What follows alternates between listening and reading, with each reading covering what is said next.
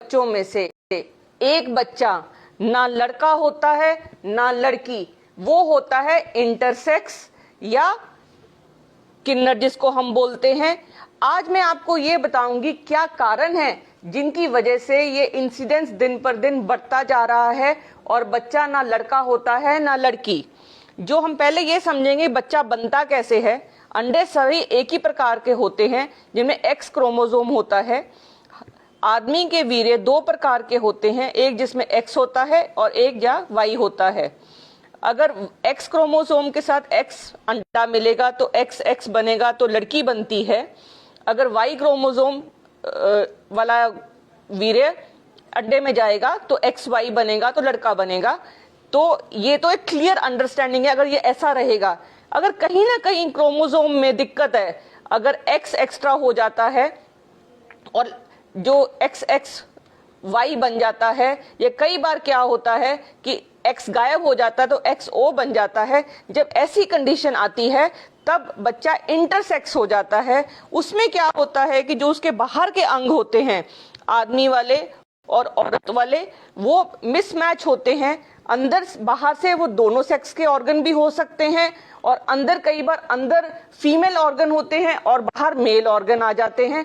इस तरीके से जब ये ऊपर नीचे है, इस कंडीशन को इंटरसेक्स बोलते हैं।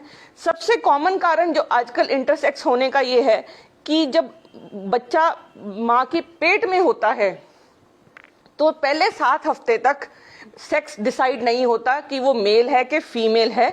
लेकिन जैसे जैसे हार्मोन्स बनते हैं, जैसे जैसे क्रोमोसोम काम करते हैं तो वो टेस्टोस्टेरोन बनाते हैं या इस्ट्रोजन बनाते हैं।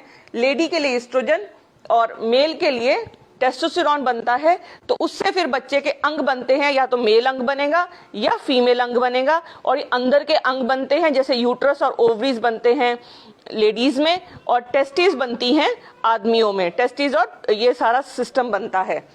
अगर इस दौरान कोई भी केमिकल मदर के बॉडी पे एक्ट करेगा जो इस सिस्टम को डिस्टर्ब करता है, जिसको हम कहते हैं ईडीसी या एंडोक्राइन डिस्टर्प्टिव केमिकल्स, तो वो इससे जो उनके हार्मोन्स हैं, जो जिनकी वजह से ये टेस्टिस और यूट्रस ओवरीज बनती हैं, वो उनमें चेंजेस आती हैं। वो चेंजेस उस बच्चे में पैदा होती हैं। कई बार क्या है, बच्चे की अंडेदानी नीचे नहीं आती, जो पेशाब की ओपनिंग है यहाँ होने की बजाय आगे पीछे कहीं पे भी हो जाती है। तो जो ऐसी प्रॉब्लम्स हैं, कई बार दोनों अंग बने होते हैं, लड़की के अंग भी बने होते हैं, लड़के के अंग भी बने होते हैं। तो ऐसी कंडीशन को अवॉइड करने के लिए बहुत जरूरी है कि लेडी जब प्रेग्नेंट हो तो ऐसे केमिकल से दूर रहे जिनकी वजह से ये इंटरसेक्स बच्चा पैदा होता है। अब सबसे बड़ी कंफ्यूजन जो है, जो आजकल इंटरसेक्स बच्चे को लोग लेस्बियन और गे बच्चों से अडल्ट से कंफ्यूज करते हैं। जो इंटरसेक्स है वो तो जन्म से होता है और केमिकल और क्रोमोसोम की वजह से होता है।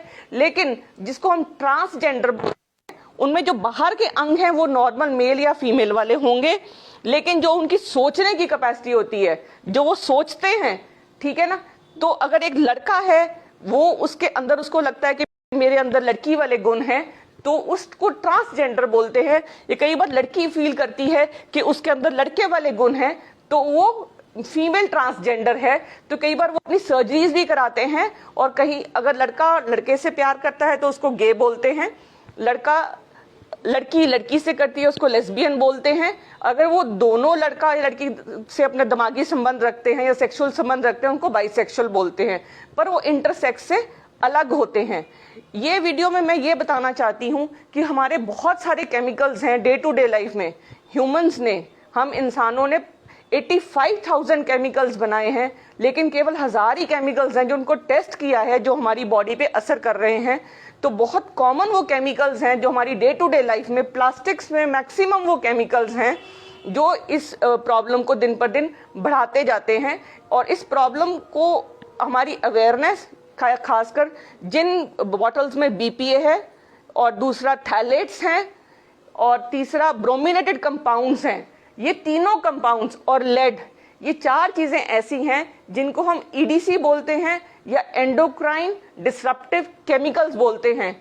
जो भी हमारे खाने पीने की चीजें हैं, टॉयज हैं, हमारे बर्तन हैं या हमारा खान पान है, अगर उनमें ये सब चीजें रहेंगी तो अगर हमारा जो ऑर्गेनोजेनेसिस है या जो जिससे हमारा बच्चे के अंग बनते हैं वो डैमेज होंगे, और अगर वो डैमेज होंगे तो जो एंडोक्राइन प्रॉब्लम्स हैं जैसे पीसीओडी हो गई, एम्बिगुअस जेनिटेलिया हो गया, क्लाइनफेल्टर सिंड्रोम हो गया, ये दिन पर दिन बढ़ते जाएंगे। तो ये बहुत ज़रूरी है कि हम इन केमिकल्स, पेस्टिसाइड से बचें और अपने बच्चों को सुरक्षित रखें।